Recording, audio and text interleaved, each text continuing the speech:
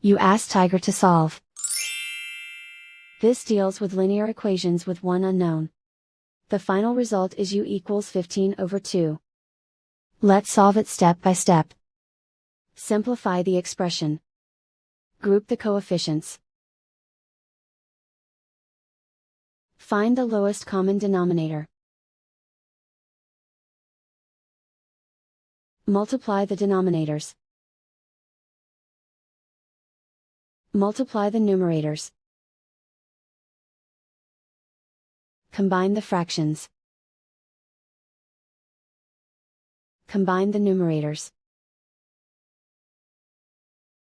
Find the greatest common factor of the numerator and denominator.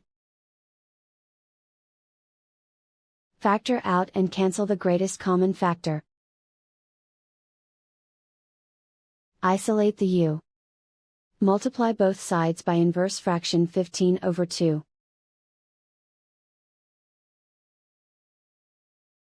Group like terms. Multiply the coefficients.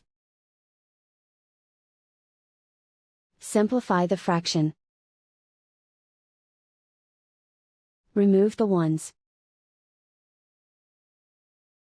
And so the final result is u equals 15/2.